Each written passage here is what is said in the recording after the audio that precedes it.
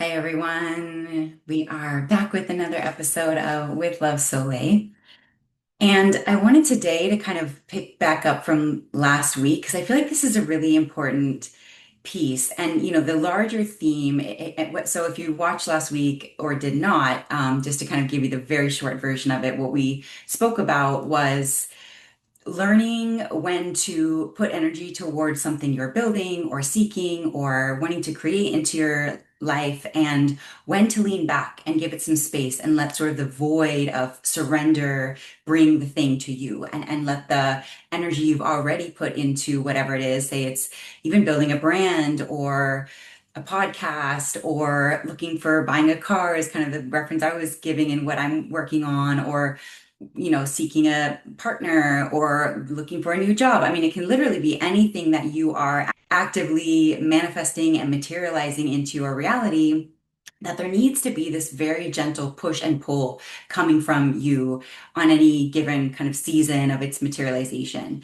And so I think hustle culture tells us that the number one thing you can do is like go out and get it, right? And so that if you spend 12 hours a day just grinding to get this thing or create this thing or to put your energy towards this thing, that's the way to get it. And these are the lies of hustle culture, and this is where hustle culture has lost sight of the true energetic balance that's required to co-create with forces higher than ourselves, right? This is not just about us. And many of us are so committed to alignment and integrity that we don't want to bring anything into the world that's not fully in alignment with what we're here to do and what we're here to co-create.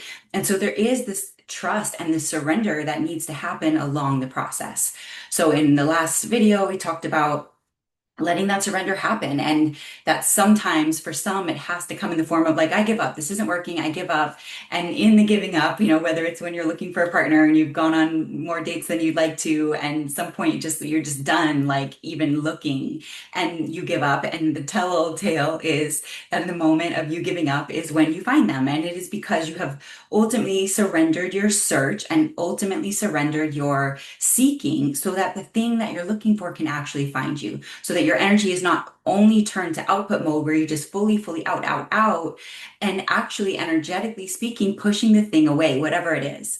That there has to be the spaciousness of you being in input mode and in receiving mode and what feels like surrender for the thing to materialize by way of you having put enough energy towards it, and then come find you. And there, the magnetism of you leaning away from it is what it draws it in.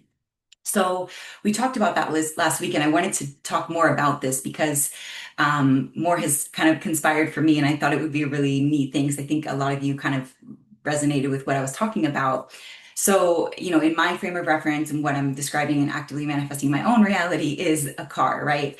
And long story short, for me, amidst me buying this car, I'm moving to California. And some of you have noticed in my bios and such that I've switched. And I don't know, some of you didn't even probably know where it was because I'm a little private about where I am, but I'm moving back to the LA area tomorrow. By the time you guys see this, I will have already moved back.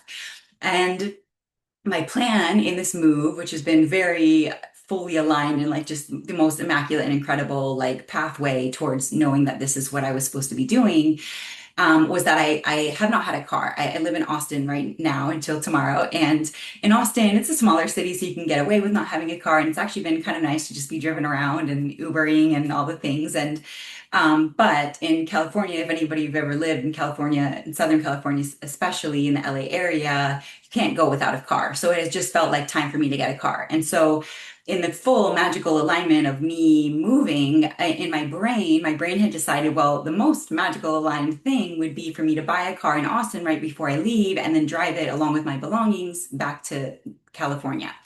And so my mind decided that that would be the plan, and that would be just the most magical thing that would line up because obviously everything else had been so magical, but that just makes the most sense. And long story short, I was just hitting block after block after block after block in me buying a car, and spent I literally have spent more time in dealerships in the past couple of weeks than ever in my life. And and because my mind had made up that would be the plan, I really hadn't even considered what other options there were.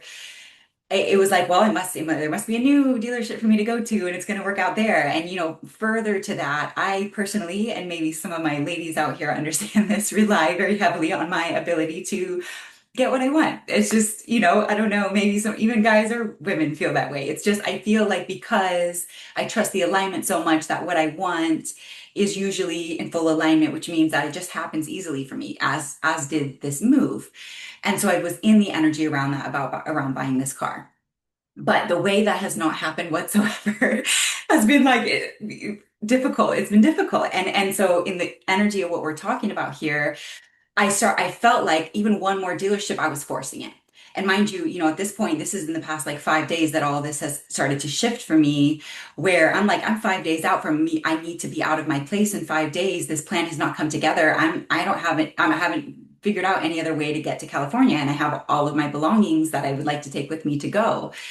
And so, kind of amidst me recording the last episode, and now I had to just set it down. I just stopped going to dealerships. Even the guys who were kind of working with me in a couple of the dealerships that I kind of I felt like they were going to be the ones to sell me a car. They like one of them literally was like, "You're an amazing woman, and I'm sorry I can't help you." And I was just like, "You don't even have like, you're not even going to try to like offer me other cars." Like, it was just very weird, but very specific and very telling of the energy that I was being faced with, that I was not meant to buy a car in Austin. And I had to really surrender the plan, mind you, because I was so set on that plan. And like I said, I hadn't explored even other options of how am I going to make this move. That by 2 days ago, which is like 3 or 4 days before I'm supposed to move, I set it down. I set down the search and I just opened my heart to like, okay, there's got to be something else forming here, another way I'm going to get there. Because the alignment of knowing this move was supposed to happen was so clear. I have no doubt that I'm supposed to get there. It was just that my mind was stuck on the way it needed to happen, that anything else felt like a failure or felt like I had, I wasn't looking in the right places or hadn't done enough work to create the reality that I thought was for sure the way it needed to happen. And as soon as I set it down, it just started to become clear that I meant to fly and that I will take some of my belongings now and the rest of them later. And it's all just going to work out perfectly. And that's honestly the easiest path, because if anybody's ever driven from Southern California to Austin or vice versa, which I have myself, when I first got to Austin, I drove here from LA. It's a long drive. It's a long drive to do by yourself, and it's fine. I did it. You did, you show up with your eyes rolling to the back of your head, but you do it. It's completely fine. But it is a long drive. I wasn't like thrilled about that piece.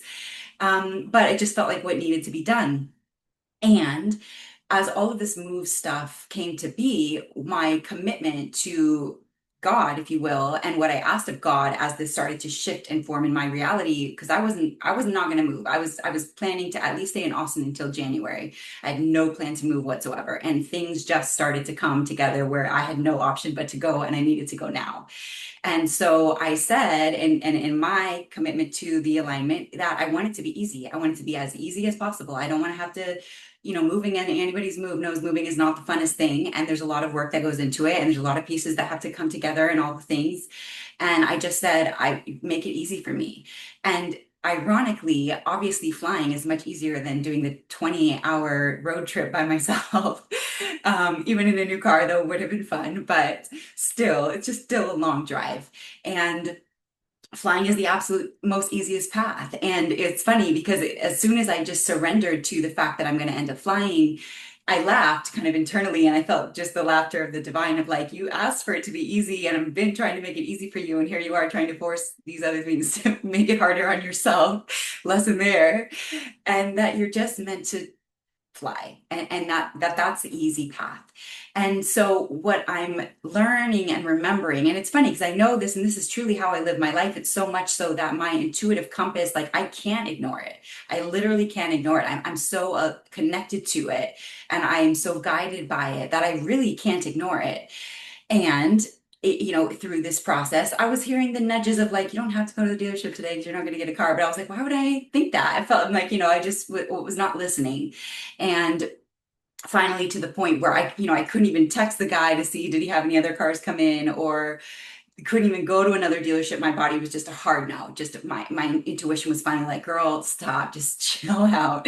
sit down and we're going to work this out. We've got something better for you. It's always what it is. Because when we think that we know the plan and we attach ourselves to what we think we know, we make it harder on ourselves because there's always something better than that. And if you can just formulate the plan, but without attachment, then it just makes it a lot easier. And, it didn't take me very long to get there. It only took me like, say, 5 or 6 days for me to just set it down and listen again and to feel the like very clear just stop looking in Austin, put it down and book the flight. And so that's what I ended up doing. And, it's a long story and I don't always tell my kind of personal stories, but I want to tell you guys that for you to know, I'm always working with you guys on all the things that I talk about. Like it's so important to me that I'm someone who walks the walk of everything that I share on here. And half the time, most of the time, what I'm talking about, I'm actively going through or have otherwise recently gone through. So it's just something that's present on my spirit and I'm speaking from kind of lived wisdom.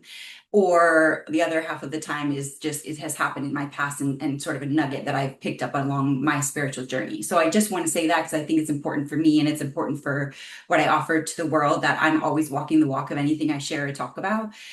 And so this piece being something I think that is really important for all of us to remember in terms of listening to the intuition of our body. Our body is so incredibly intelligent, frankly, far, far more than the mind, between the heart and just the intuition of the body. And I'm saying body because for me, a lot of my intuition just feels like it's in my belly.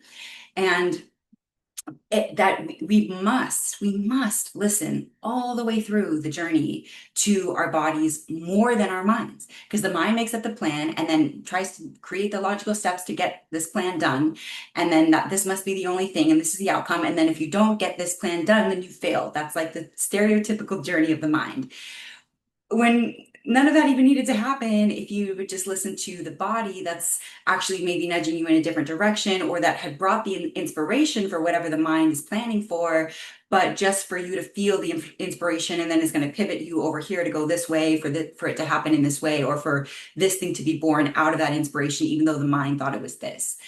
And so there's so much intelligence and wisdom in our bodies. And it's really important that we are quiet enough in our minds that we can hear the intuition of the bodies. And, we may not get it right on the first try every single time. Or sometimes, like I do think that one of the dealerships I was meant to meet this person who was helping me sell the car. And there was wisdom for me in that, if you know what I mean. And so it's like sometimes there's more to it even than what you think is happening. I mean, there's always more to it than what you think is happening. And that's what you have to remember, is it's always bigger than what the mind thinks that it knows. And the body, and the energetic body specifically, which is the intuition, is connected to the energetics of the circumstances. It's connected to the energetics of your higher self. It's connected to the energetics of your highest timeline. So intuition is literally like showing you the way to your highest timeline. And it is the mind that says, no, it can't be that. It's got to be over here because I already decided it was that. So that's the plan. And that's what we're going to stick to. And if I don't do that, then I failed. Like, bro, it's none of that. It's so silly, what the mind does and the tricks that the mind plays to try to get its way, when none of that needs to exist. And it's okay to have a plan. It's okay to have a plan as long as you are not deathly attached to it, where there can't be some other pathway that opens up. And again, for me, it was just laughable for me to have asked the universe to make it as easy as possible. And it has been as absolutely easy as possible. And then here was this one piece that my mind had attached to. And because it wasn't feeling easy, because that wasn't what I was supposed to be doing, I was like, what the heck? You said this is going to be as easy as possible. And here's like divine, like belly laughing, because it's like, you just are stuck over here when I'm saying, just fly and make it easy on yourself, girl. Like, so, it's a funny thing. This journey is a funny thing. And it's very sweet the way that we're so supported and we're so guided. I mean, our intuitions are so incredibly powerful. And it's not a failure because the mind decided it should be something and that's not what materialized. And so you have to let the journey take you in many ways. And often it is in the surrender moment where you can hear the intuition of the body better, because you're not in the mind trying to lead this charge. And you can hear just the sweet smile of your body when you finally return to your body, and your body's like, yeah, I was trying to tell you it was this, but I didn't want to yell, because the intuition, it whispers for the most part. And then when it really needs to, if you're like going 100 miles an hour in the wrong direction, like it'll get a little bit louder usually, whatever that means. And then right before you're going to crash, it's going to scream. And so, but for the most part, I mean, it is always guiding us. For the most part, it's guiding us in just a sweet kind of whisper that you have to kind of surrender the logical mind to even hear and heed. And only until it needs to does it ramp up its in communication and get louder by way of, physical ailment or manifestation materially or what have you, because it's like, I tried to tell you and you didn't listen, so now I have to grab your attention. But it's always talking. It is always talking. And the beautiful thing is the voice of the intuition is the voice of the universe. It is the connection to alignment. It is what's asking you to stay in integrity with your mission. And the mind doesn't do all of that. The mind is very ego driven and it's very logical and very realistic when the plan is not necessarily always very logical and realistic. And there's a surrender and a trusting that there's more to all of that's happening, that the intuition knows much better than the mind. And as soon as you just sit back, and like I was talking in the last video, just to take the surrender, a little season of surrender, give yourself 3 days to just put it down, put it down. Don't, if you do think about it, just send it some love and then keep moving. Like whatever the search is, whatever you're trying to create, whatever's not quite seemingly happening just yet, put it down and listen again and listen to the intuition of the body and then find the energy of what it feels like to be back aligned and whatever like inspired you to do this thing in the first place. Come back to that energy so that if and when you do pick up a little bit more output energy towards the thing, maybe in a month or whatever, however long you've put it down, then you can just move from that energy instead of the mind being like ramming logic down the throat of the path, because it doesn't have to be that.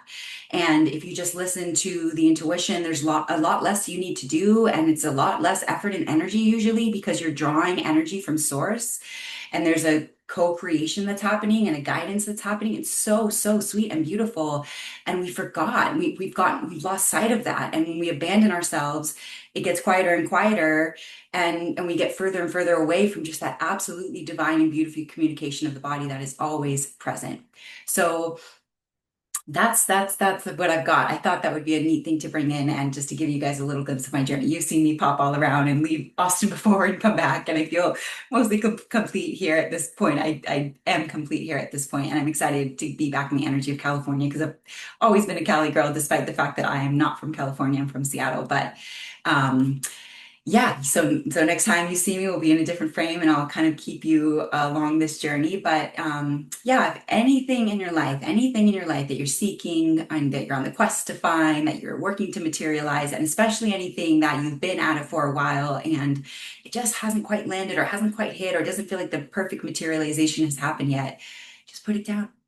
Put it down and come back to the intuition of the body and listen. As soon as you put it down, the body's going to be like, just a nice, sweet hum of appreciation for your return, and to soften the battle of the mind and to return to the operating system that knows far more than the mind, where you can just be in your own energy and listen to the steering and guidance and directionality of your own energy and come back to that. So that maybe you put all this energy into this thing and it's not meant to be that thing, or it's the energy is going to materialize in some other way. And so it's really important that to stay in alignment and to stay in integrity with your own mission, that you don't attach yourself to the outcome of it being one particular thing, that no energy that you put into anything will ever be wasted, even if it doesn't manifest in the way that you think it's going to. It's always going to come up over here. If it's not this, it's something better. That's literally what it is. There's a very specific reason why things don't manifest in the ways that we think that they should. And then we get disappointed or feel like it's been failure when really it's been the universe being like, I had something better for you the whole time. I just need you to like put energy towards something so that this thing could bloom. And so you have to really give that grace to yourself that you don't always have the right thing picked out. And if it's not the right thing that you've picked out, then there's something seriously better than that. And you can trust that and lean into that. All right, guys. Love you very much. Thanks again for all your support, for being on this journey with me. As always, let me know if you have topics you want me to touch on or anything more you want to hear from me in any specific way. I know I'm promising meditations and I definitely want to get more meditations to you. I'm also going to be offering weekly meditations here pretty soon virtually, both virtually and in person in the Los Angeles area. So if that excites you, stay tuned. But otherwise, love y'all so much. Thank you. See you next week.